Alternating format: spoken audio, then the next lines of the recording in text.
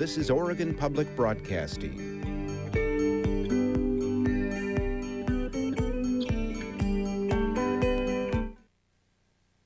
We now return with Out of India.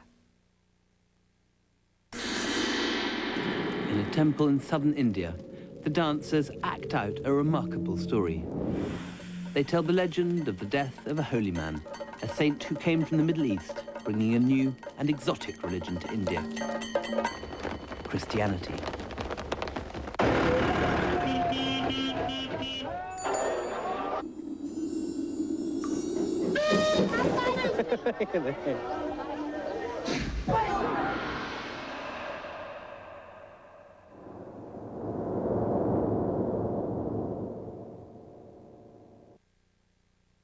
This program was made possible by contributions to your PBS station from viewers like you.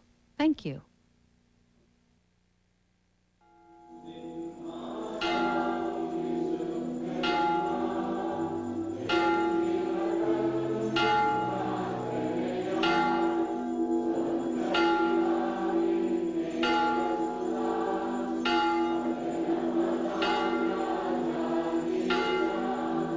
It may come as a surprise to some that there is a sizable Christian community in India. But there are, in fact, 19 million of them, living mainly in the very south of the country. Indian Christianity looks and feels quite distinct from the religion as we know it in the West. But the Christians here insist that their church is as ancient and their traditions as authentic as any other.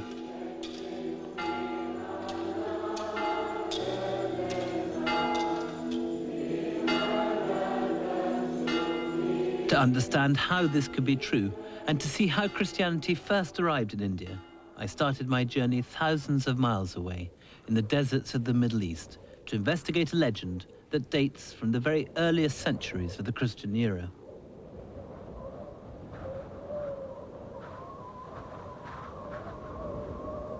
By the early 7th century, the Christian Roman Empire was beginning to crumble under a wave of attacks.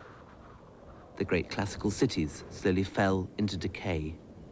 As their libraries and universities were burnt down or destroyed, many of the most important manuscripts were preserved in a remote monastery in the desert of the Sinai Peninsula to try to save them from the shadows of the approaching Dark Ages. The monastery is called St. Catherine's. The great walls of St. Catherine's and its sheer isolation in the rocky desert preserved it from attack for centuries. The monks were able to accumulate one of the greatest collections of icons and illuminated manuscripts in the entire Christian world.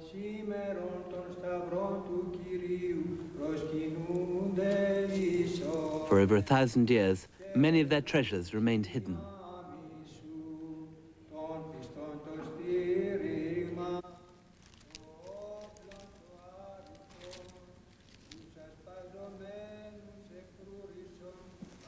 When the first European travellers began arriving at the monastery in the 19th century, they found a library of unmatched richness, containing lost works by great classical authors and the oldest extant copy of the New Testament. But I had come to see perhaps the strangest discovery of all, a previously unknown early Christian text which had long been suppressed as heretical by the Western Church. The manuscript was entitled The Acts of St. Thomas.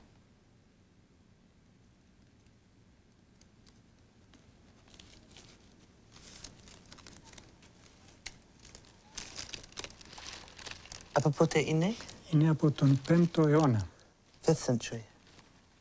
5th century. 1500 χρόνια βιβλίο. The Acts of Thomas. 1500 years old. The manuscript tells the forgotten story of a remarkable missionary journey made all the way to India by one of Jesus' 12 apostles, St. Thomas. It's a story which immediately fascinated me, not least because, unlike most such pious legends, it just could, quite conceivably, be true.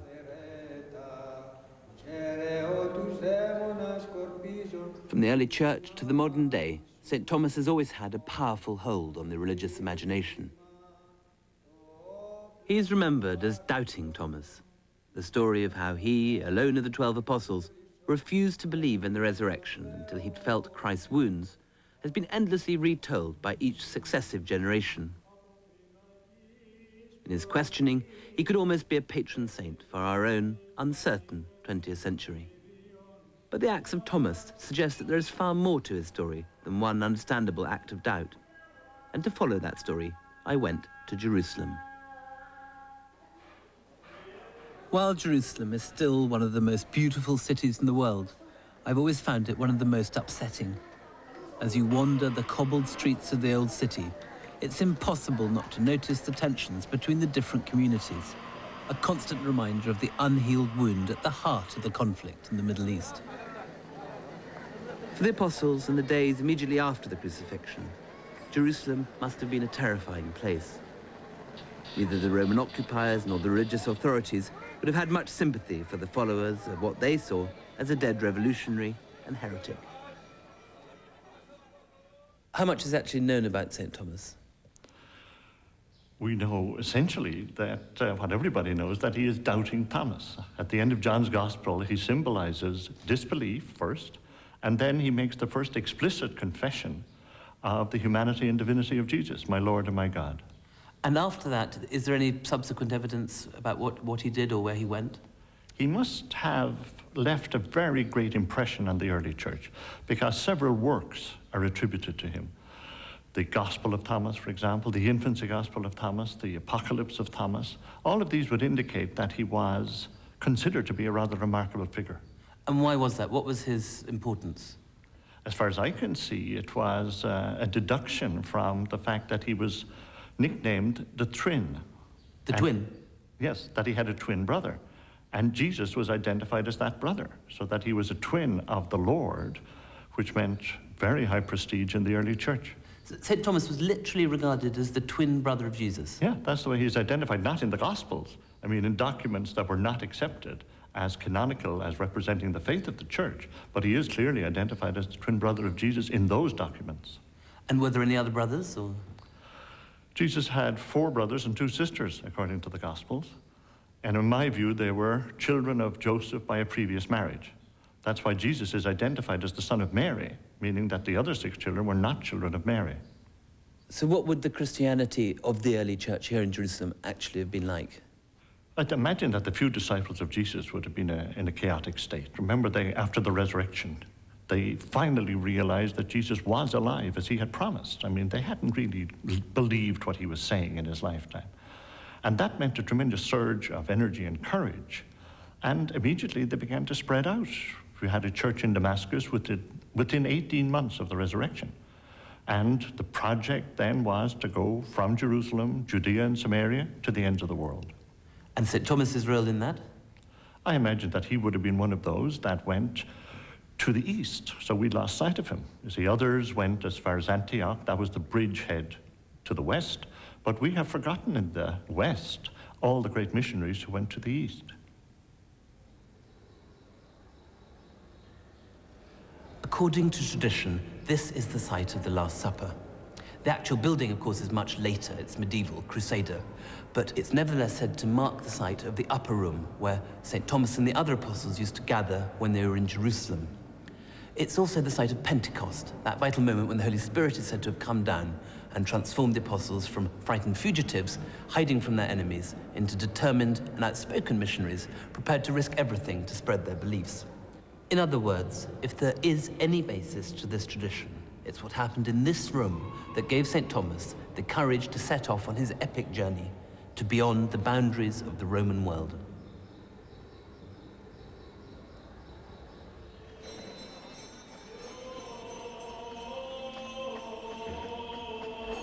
Today, the Palestinian Christians, who with reason can claim descent from the very first Christian communities, have all but disappeared, and their churches are empty.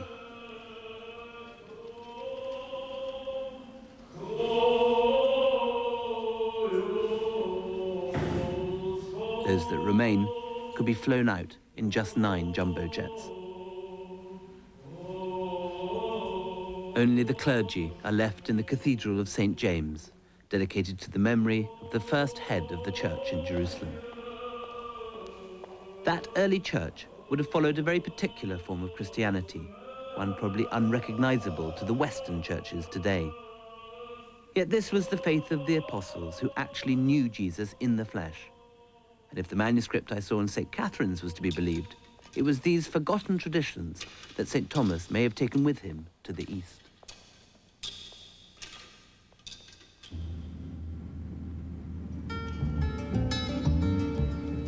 There seemed to be only one way, finally, to judge the likelihood of Thomas's legendary journey: to follow in his footsteps, to walk the same roads, to see wherever possible what he had seen, and to discover if any trace of the saint lay at journey's end.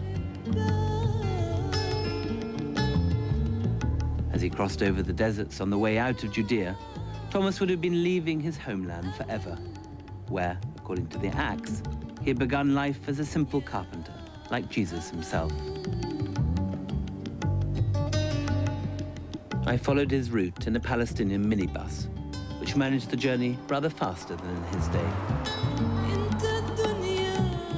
Then caravans would have plodded their way down past the Dead Sea, and at the end of a week of hard desert travel, have arrived at the Gulf of Aqaba.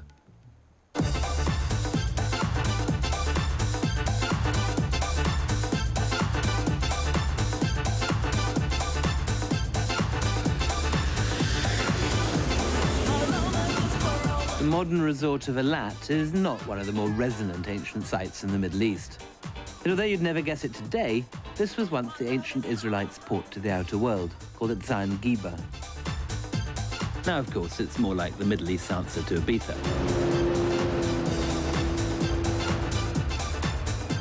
One of the main stumbling blocks to belief in St. Thomas's journey has always been the sheer geographical problems that seem to be involved.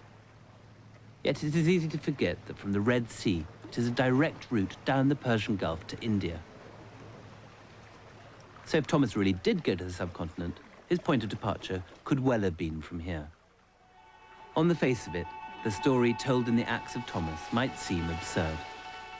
Could there really be any genuine historical basis for the legend of Thomas's difficult journey 3,000 miles across the Arabian Sea to a destination that then must have seemed semi-mythical? The answer to those questions could only lie in India itself.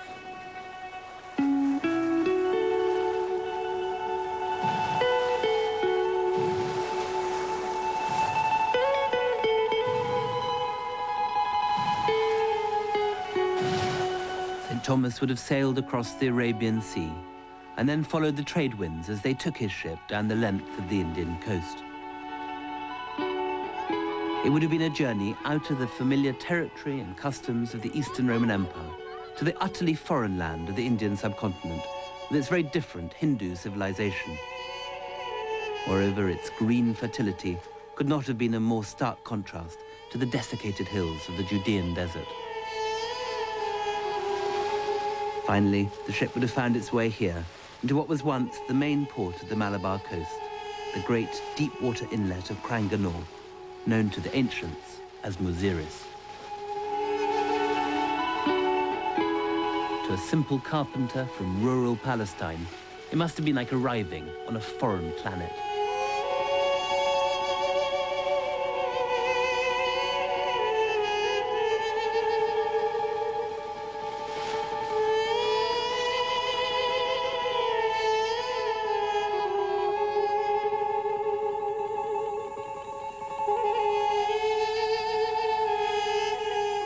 When Thomas stepped ashore, he was not to know that he would spend the next 20 years here, preaching the gospel.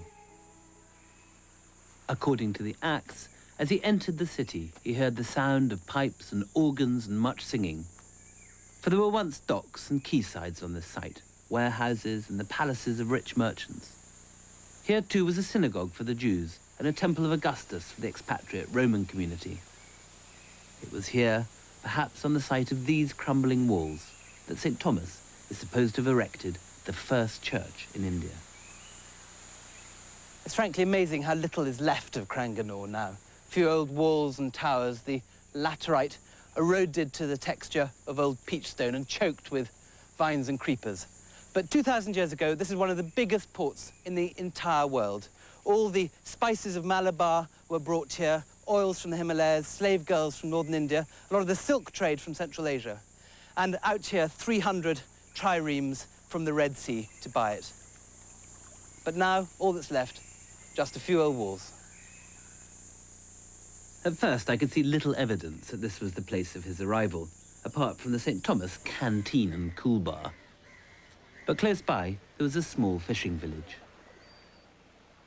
The fishermen are mostly Christian, and I met with two, called rather unexpectedly, Peter and Thomas. My name's Thomas. I'm Peter, and I work as a fisherman on the high seas.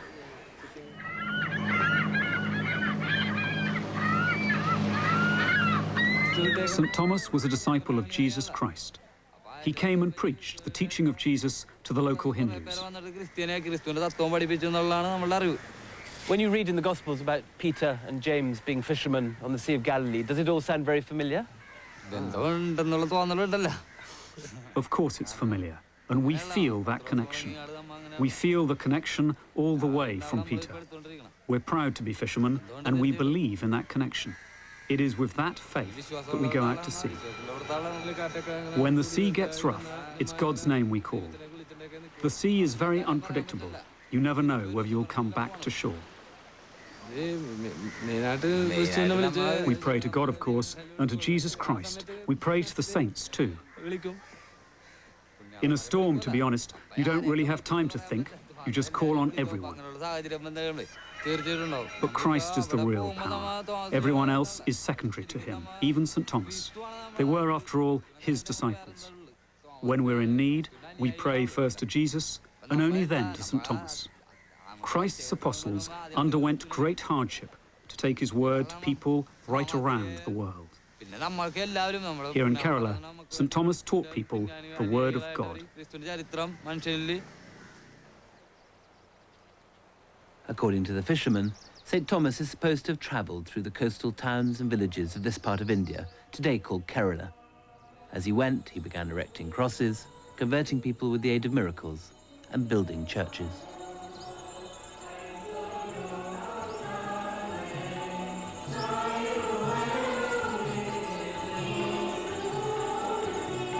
To scholars in the West, the question of St. Thomas's journey to India is one of academic debate, if not outright disbelief. But, as I soon learnt in India, it's a tradition which has not only been preserved, but jealously guarded by people who still proudly call themselves the Christians of St. Thomas.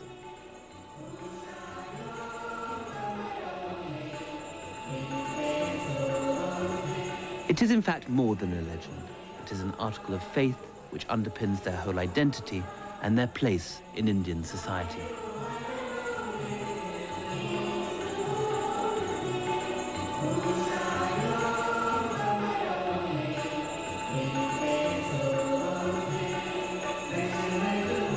As I took in the intensity of the devotion, I noticed a strange fresco above the doorway of the church.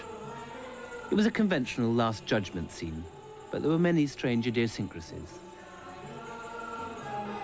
The devil was made to resemble the Hindu goddess Kali. A Catholic priest was being tortured, and there was a demon in the form of Vishnu. Clearly, if St. Thomas did bring Christianity here, it has survived in a uniquely Indian form. Tradition and a body of legends are one thing, but what hard evidence is there to show that it would have been possible for Thomas to make this epic journey from 1st century Roman Palestine? These are the Roman ones, look. I went to the local museum to meet up with my friend, the Australian scholar of the spice trade, Dr. Jack Turner. Very clear script, some of them. That's right. Look at these keys. It's a fine set he's got there.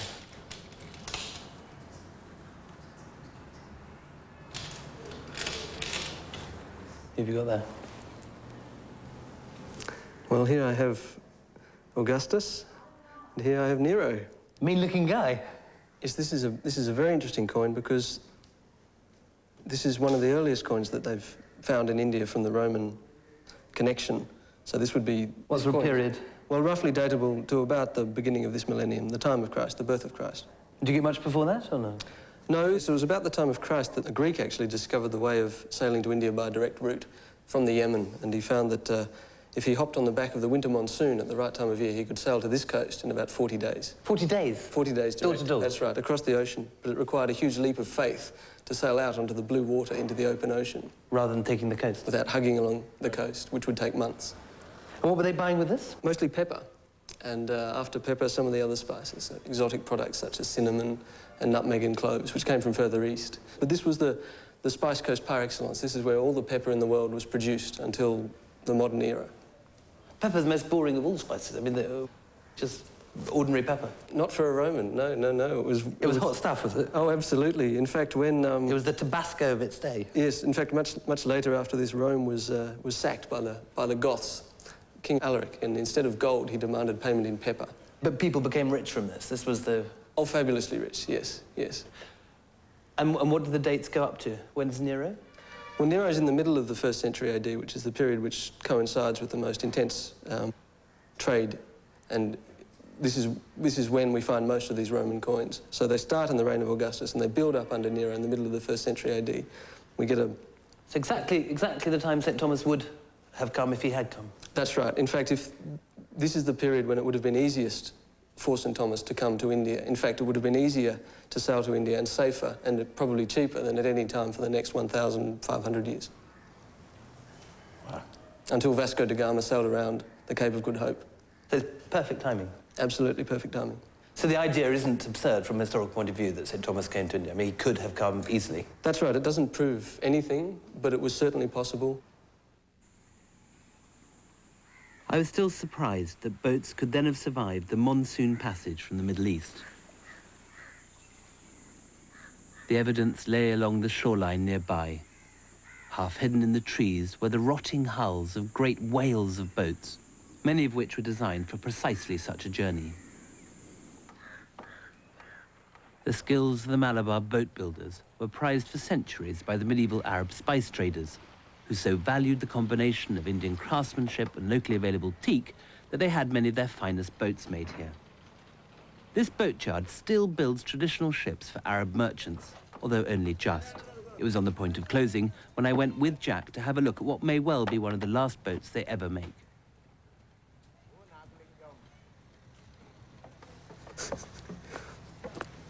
This must be a heck of a lot bigger than anything available in St. Thomas's time, though, yeah? Well, not necessarily. The Greeks had ships of approximately this size. Big ship, though, isn't it? This is a big ship. A big ship, that's right. Well, the Greeks had ships up to about 600 tons, which is about this, I would guess. And in fact, they had to be of this size for two reasons. Firstly, to survive the oceanic crossing from India to the Arabian Peninsula, which involves some quite big seas. And secondly, to take... During the monsoon? That's right. And to fit the cargo in. Quite a bulky cargo on the way out of horses and... You've had down there? Horses and slaves, mostly, on the outward journey, and on the way back they would have had spices and cottons. They actually sold slaves to India? That's right. From the Balkans. Really? And horses? Horses from Arabia, that's right. Very much in demand here. So if St. Thomas came on this voyage, he'd be down in that hold with a whole lot of slaves and horses? 40 days and 40 nights, very biblical, down in the hold. Very noxious. It's a mind-boggling stuff on the pitching seas with the horses scared out of their minds. Sweat swilling around, horses crying. It must have been disgusting. This is like one vast lavatory. It would have been like a sewer, and the horses and the sweat and the smell. Just like economy. Absolutely like economy class, yes. On a particularly nasty long-haul flight. So you brought slaves and you shipped back spice? That's right. Outside in the harbour, you can still see the dhows, their sails filling with the trade winds that brought them here from the Middle East.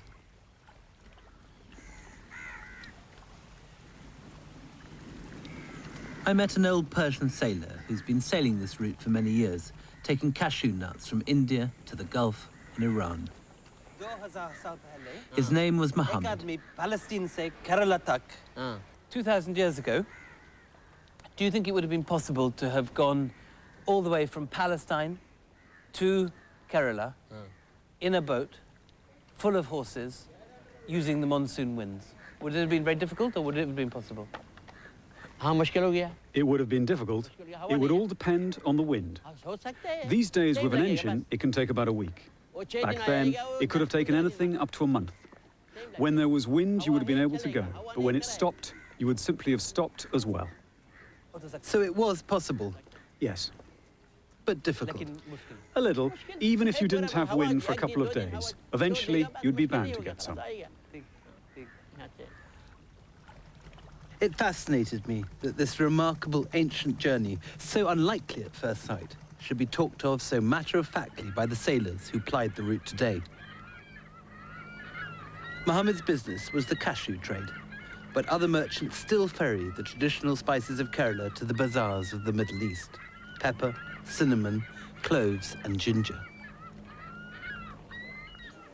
The spice trade not only provided St. Thomas with the means of getting to India, it also provided him with a purpose.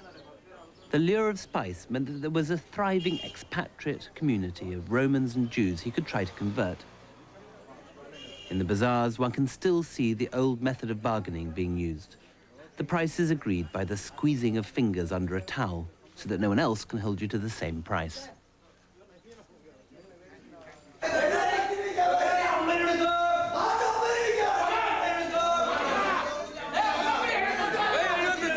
Spice is still the lifeblood of the markets of Kerala, and it is still heavily dominated by the St. Thomas Christians. At the big spice exchange, tempers get a little peppery as the traders bargain in the future of cardamom, nutmeg, and ginger.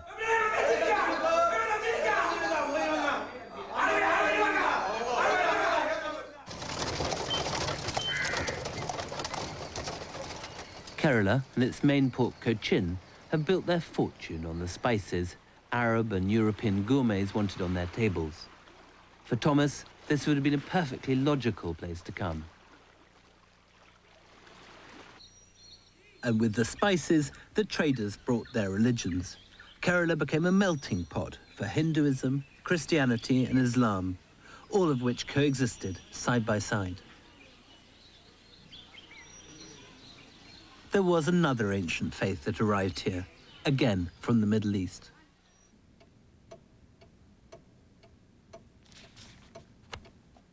How long has there been a Jewish community here in India? Traditionally, we think it was about 2,000 years. In fact, we have copper plates in the synagogue in which the Raja of Cranganore gave certain rights to the Jewish settlers there. Our date for the copper plates is 379. Scholars put it at about 1,000. But actually, we've been here for at least 1,500 years. There's no doubt about it. And they were trading between India and the Middle East, or? Probably India and Yemen and Middle East, yes. Does the community here preserve any traditions about St. Thomas's visit to India? I don't know about that. I know there is some song or something in which they say a Jewish flute girl was among those who greeted St. Thomas. A Jewish flute girl? Flute girl. My father-in-law, Mr. Koda, used to tell me the story, you know. And though there is no record of St. Thomas having come to Cranganore, I think there's no doubt about the fact that somebody called Thomas would have come there. That is certain, because otherwise you wouldn't have such a strong belief in it. You know, there's always strength in traditions, you know. And this is part of the Christian tradition. I think it's correct. Western academics have always been decidedly sceptical about the St. Thomas legend, treating it as little more than pious legend. But the more you examine the evidence, the more you're irresistibly drawn to the conclusion that whether or not St. Thomas did visit India, he certainly could have done. And if there's no final documentary proof to clinch the argument, there is at least a very good reason for its absence. For the entire historical records of the St. Thomas Christians were burnt, not by Muslims or by Hindus, but by a newly arrived power who were themselves, ironically enough, Christian.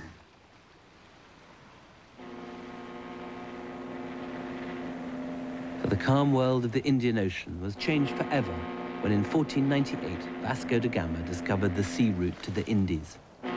Soon the Portuguese were shelling the coastal cities of Kerala in an attempt to seize control of the spice trade.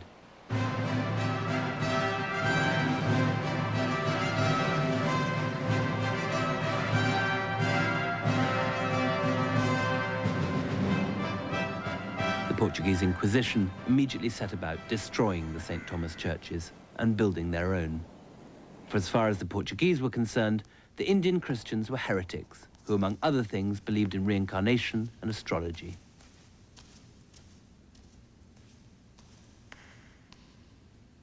This cathedral is a monument to the new order the Portuguese imposed, a symbol of the imperial church rising triumphant above the perceived darkness of Indian heresy.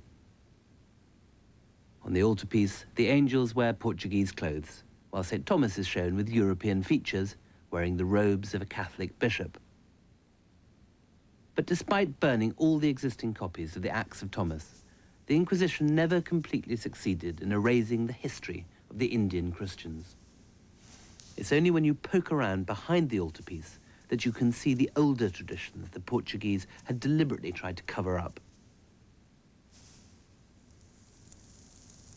For here, in the darkness, you can still find an image of St. Thomas, but with the dark skin and features of a man from the East.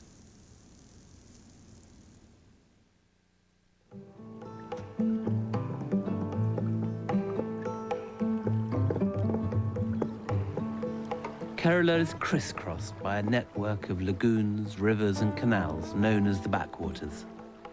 To see quite how far the St. Thomas Christians have managed to maintain their independence and their traditions, you have to travel inland, over the lakes and waterways, past a trail of shrines and churches that mark the way St. Thomas himself is supposed to have come.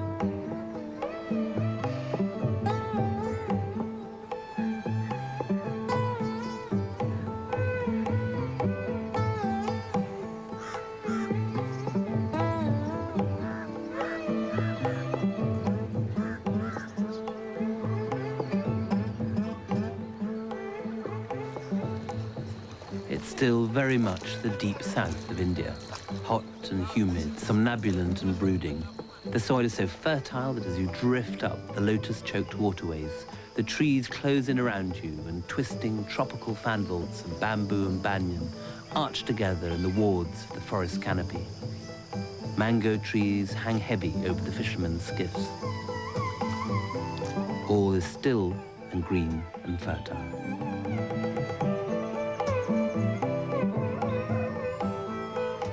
It's here in the muggy jungles of the interior that the St. Thomas Christians held out most effectively against the Portuguese.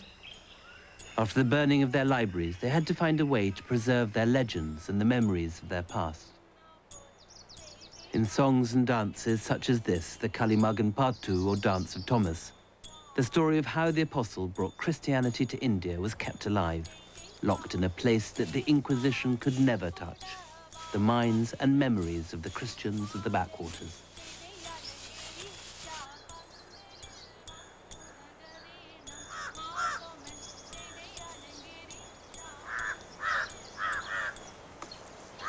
So here is a precious thing in which you might be interested in. What is it? This is palm leaf document, very ancient, which contains the ancient songs of the Syrian Christians written. Just what we saw now? Yeah. This is the text? Yeah, part of the thing, yeah. Part of the thing. Yeah, this Margangali text, there is the ancient songs. Margankali being the song of St. Thomas? St. Thomas, yeah. Which is the song of St. Thomas? Could you show us the text of that? Yeah, this here. Look at it. Oh. But Father, I thought all this sort of thing, all the documentation was destroyed by the Portuguese. But, you know, this type of things survived. How, in the oral tradition? Oral tradition. Passed on from father to son? Son to son, yeah. Teachers to students, you know.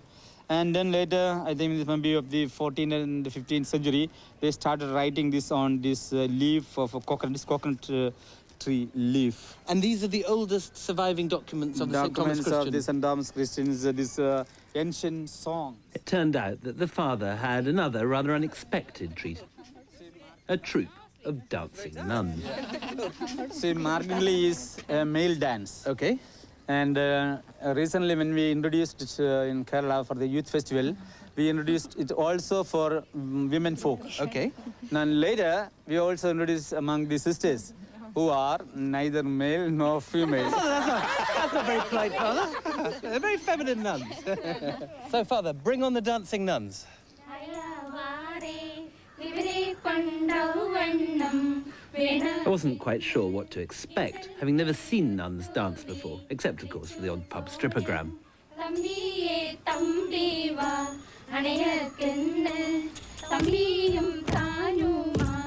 It wasn't Whoopi Goldberg, but then St. Thomas probably wasn't Rudolf Nureyev either.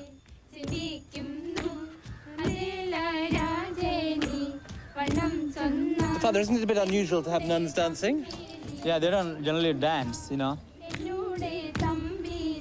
They must get very hot feet on this hot surface, Father. So it is easy for a dance, you know. Fast they will move. Father, very cruel to them. We left the sisters strutting their stuff and headed on upstream, until finally, at the end of the backwaters, we came to Kottayam, the St. Thomas Christians' capital.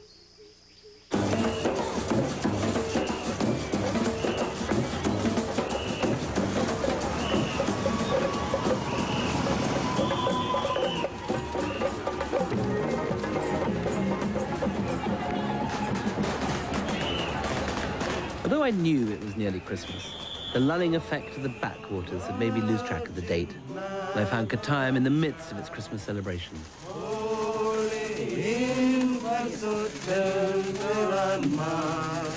Sleep in heavenly peace. Sleep in heavenly peace. Silent night, holy night, early hosts sing hallelujah. Christ the Savior. After all I'd seen, I went to bed as I used to as a child on Christmas Eve, scarcely able to wait for the morning.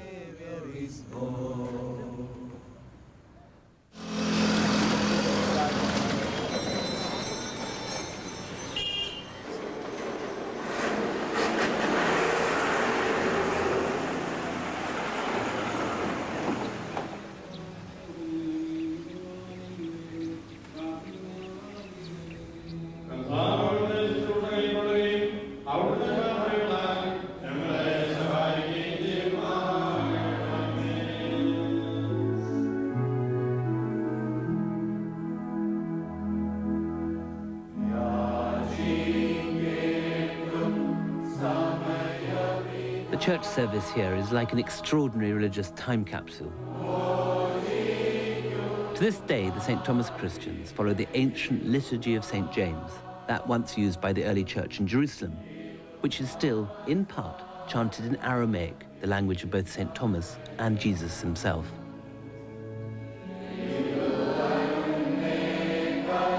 What I find even more remarkable is that many also celebrate the Passover meal, a Jewish practice undoubtedly followed by the very earliest disciples of Jesus.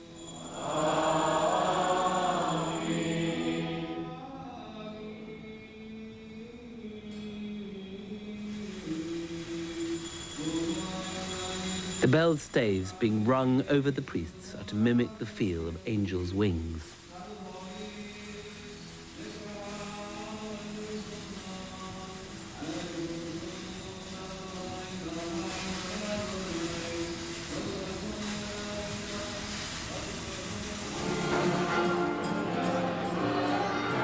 The Christian presence makes the town feel quite unlike any other in India. For not only is Kottayam full of lay Christians, it is also packed with monasteries and seminaries, many of which claim to have been founded by the apostle himself, and all of which are packed to bursting. And while the churches of Jerusalem and the West are slowly emptying, those in India are flourishing more than ever.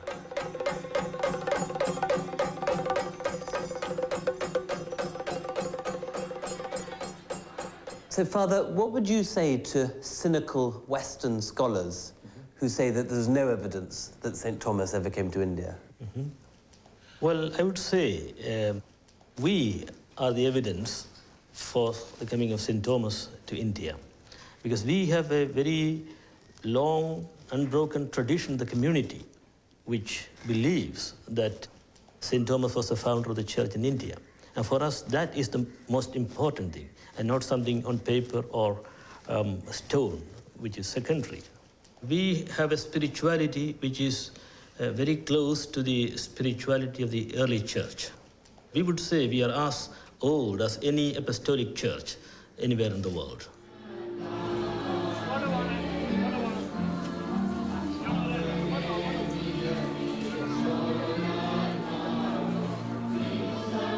This ceremony is to commemorate the feeding of the 5,000, an event that St. Thomas himself would have witnessed. Yet while the original feeding of the 5,000 admitted everyone, some Christians are rigorously kept away from this celebration. For the converts to the St. Thomas churches retained many of their old Hindu traditions and never forgot their original caste. As I soon discovered, the untouchables, or Dalits as they now prefer to be called, are very much segregated away from the big church. So what do you teach at the... I teach English. Yeah? Yeah. Shakespeare and... It's Malayalam English. Here we are. Yeah, so this is the church. Who worships here? Yeah. The Dalits. Exclusively the Dalits? Exclusive for Dalits. And it was established 100 years ago by the upper caste Christians. Not by the Dalits themselves? No, no. That was for keeping them out. It wasn't to give them their own? No, they wouldn't take them in as part of their congregation. So they wanted to have a separate space for the... It sounds very like apartheid. Yeah, yeah. It's like, yeah, the Bindustans and the homelands of South Africa. So this church was built as an alternative for the Dalits? Yeah, yeah. Because the people who thought of setting up a congregation for the Dalits, they thought it better to have a separate congregation. Was it done politely or offensively? It was not the choice of the people. The people would rather worship together. They would like to have fellowship. They would like to have communion. The Dalits would? Yeah. But the upper caste wouldn't have it? No. And how much of that survives today? I mean, what does it actually mean day to day to be a Dalit? You are always made to feel your inferiority. You are made a slave of inferiority, a prisoner of this inferiority. But how do people know you're a Dalit? I mean, you don't wear a badge saying I'm a Dalit. So it's very, very clear, very obvious, and it's very easy for the people to ascertain your caste. The only question needed is where you come from, which place, which locality, and which congregation you belong to. And immediately... Because all the congregations are segregated. When you read in history books that St. Thomas came to India and converted exclusively the upper castes, what do you, even the Brahmins, the priests, what do you think when you hear that? Personally, I cannot subscribe to that belief or that lie. Because Christ Jesus, he chose his disciples from the lowest, the fishermen, the fisherfolk, the ordinary people, the people on the margins. How can you believe that a disciple of Jesus came and chose disciples from the upper caste? So it's an upper caste lie. It's misinformation. Yeah, or disinformation. Good. Thank you, sir. I went to see Arundhati Roy, the Booker Prize winner who was born here and is herself a St. Thomas Christian. In my book, most people say, how can you say that a Syrian Christian woman and a Paravan, who's an untouchable, a Dalit, could have had a physical relationship? Because it's simply not possible. They are two different species. That's what they say. You know, it's unbelievable. Since we've been here, we've talked to lots of St. Thomas Christian priests and bishops, and they've all said unanimously that caste isn't a problem and doesn't exist in the Christian community. Is that true? I can't believe that they would say that. You know, it's just, there's no polite way of putting it. It's just complete crap. But I mean, in a strange way, it's encouraging that they even think that it's something to hide, because most people, you know, wouldn't deny it because they don't think there's anything wrong with it. There is no question about, I mean, they even have separate churches. They have a separate Paraya bishop. I mean, to the extent where there are people who would not still, to date, allow a Dalit person into their kitchen or into their house. A St. Thomas Christian wouldn't allow an untouchable into his kitchen today in... You'd find people that do, but equally you'd find plenty who wouldn't even consider it, you know. They'll say, I have had relatives who've told me, you know, they smell different and things like this. It's barbaric. There's no other word for it. In your childhood, how were the Dalits treated? of course, you know, my grandmothers told me stories about how they would have to walk backwards and sweep away their footprints because somebody stepping into their footprints would be polluted. You see a Dalit man, even now, I know somebody who works in my mother's school, and he talks like this, you know, it's like he doesn't want his breath to pollute the rest of the air. He's an old man. And he does it, you know, sort of instinctively, I think. Traditionally, the Dalits were supposed to live downstream so that they don't pollute the water. But, you know, of course, there's no question of intermarriage. There was no question of intermarriage. No question. I mean, that's the last straw. Talking to Arundhati and the professor made me realise how difficult it must have been for St. Thomas himself, trying to make converts in so complex and unchanging a country.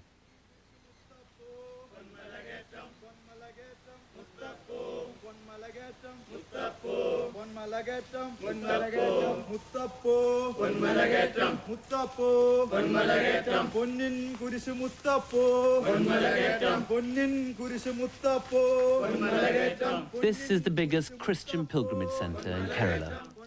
Every day, groups of pilgrims of every caste head up to the top of the hill called Malayator. They carry wooden crosses and chant hymns to Punan Kurisu Muttapan, the old man of the cross, as they call St. Thomas. The reason they do so is that Thomas himself is said to have retreated up this mountain to hide from his Hindu enemies, who'd been alarmed at the growing success of his mission. He had now been in the country 20 years.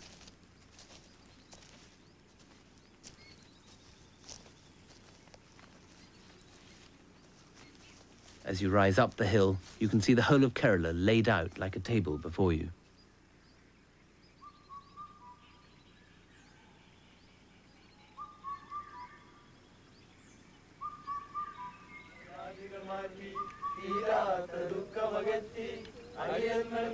After St. Thomas climbed up here, he's said to have spent a month in prayer, preparing for what he knew would be his martyrdom. At the end of this month, he warned his followers that they would never see him again, but promised that he would watch over them forever.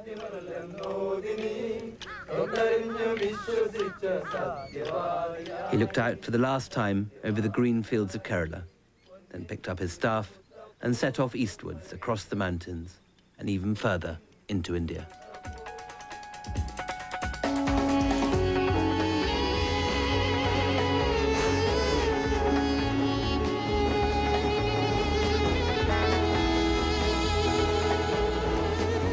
As an 18-year-old backpacker, fresh from school, this was one of the first parts of India that I ever travelled in. And it was here, I suppose, that I first really fell in love with this astonishing, maddening country. Sitting on the running board, looking out over these plains, I remembered that first trip and the degree to which that first glimpse of India thrilled, excited, and daunted me. Since then, I've lived here on and off for years, and it has never ceased to surprise me. For Thomas, though, it was a very different journey. He was travelling into what has always been the most orthodox area of Hindu India. For Tamil Nadu, so the Tamils will tell you, is a sacred landscape where Hinduism has been preserved in its purest form, untouched by the influence of Islam that has moulded its character in the north. Certainly, as St. Thomas headed eastwards, he encountered ever more resistance from the Hindu priestly caste, the Brahmins. Madras, the capital of southern India, is a relatively modern city, founded by the British in the late 17th century. But on its edge, now absorbed into the sprawl of the city, lies the far more ancient temple town of Mylapore, the city of peacocks, sacred to the great god Shiva and his son, Murugan. St. Thomas spent 4 years here, preaching to the people and debating with the Brahmins, who then as now administer the Mylapore temples. But ultimately, the refusal of Thomas to worship the Hindu gods made him enemies.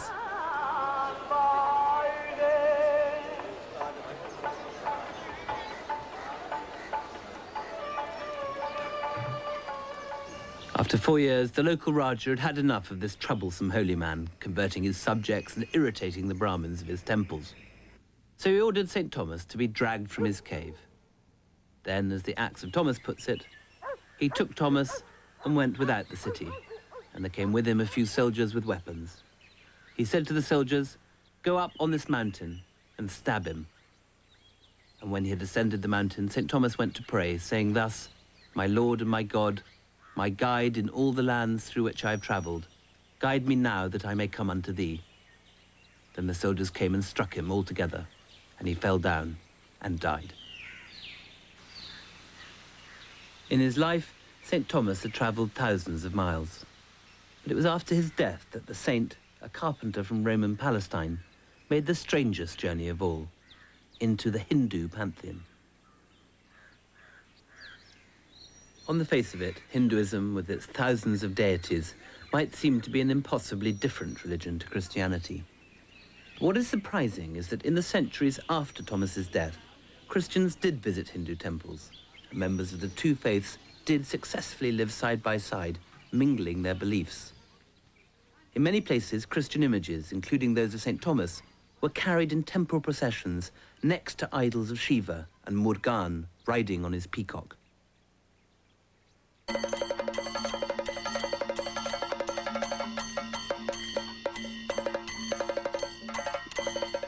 It was against this background that Thomas was slowly absorbed into Hindu cosmology, in the somewhat surprising form of the sacred bird of Mylapore. The story of the travels of the apostle was mingled with Hindu myths, so that St. Thomas was later understood to have met his end while hiding from his enemies in the form of a peacock. Eventually, prompted by a demon, a lower caste huntsman shot and killed him.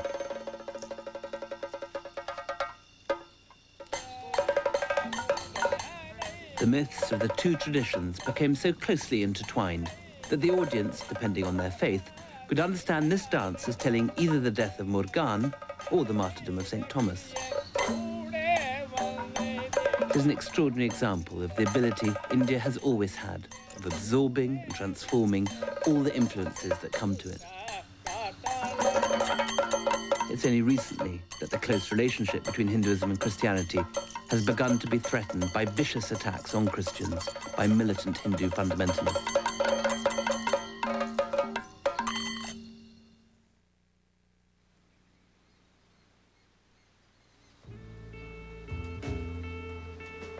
But despite such reverses, Christianity survives here, as does the cult of St. Thomas. Hindus and Christians both still come here to pray to the saint for their most profound hopes and desires.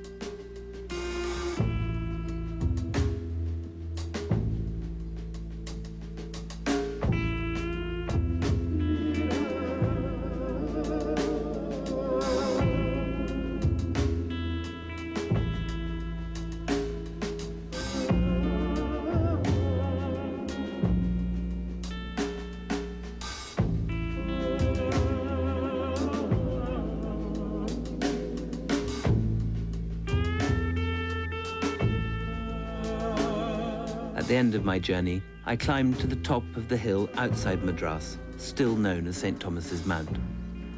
This ancient chapel was built on the site of an even older monastery, marking the place of the saint's martyrdom and visited by Marco Polo. It's a quiet and peaceful place, sanctified by the prayers of generations of pilgrims. In its very smallness, as well as its incredible antiquity, this chapel is an oddly appropriate memorial to St. Thomas. For while Christianity has never been a major faith in India, it is a religion with incredibly deep roots in the soil, and one which has clung on with remarkable tenacity despite the odds.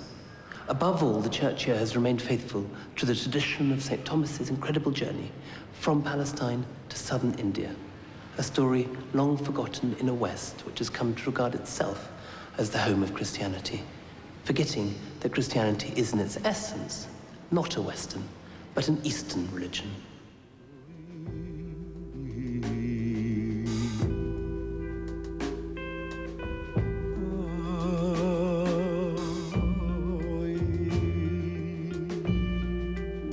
Sitting in the tiny chapel, it seemed a long way from the start of my journey in the deserts of the Holy Land, where St. Thomas had grown up and where I had stumbled on his story in the pages of the Acts. I couldn't help thinking that for a man who was famous for having been a doubter, it showed a quite extraordinary leap of faith to have travelled quite so far with the seeds of a new religion, and finally, to have given up his life for his beliefs.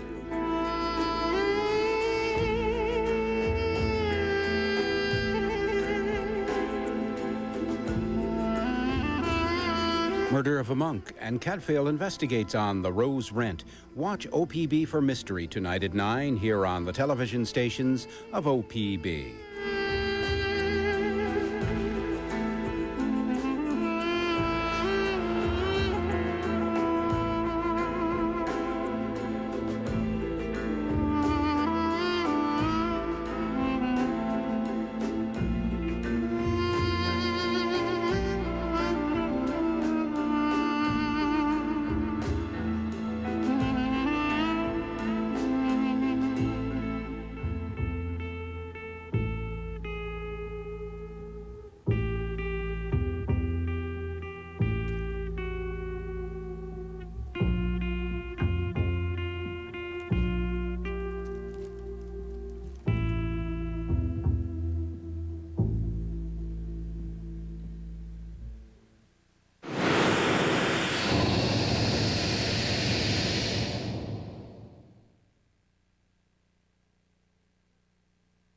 This program was made possible by contributions to your PBS station from viewers like you.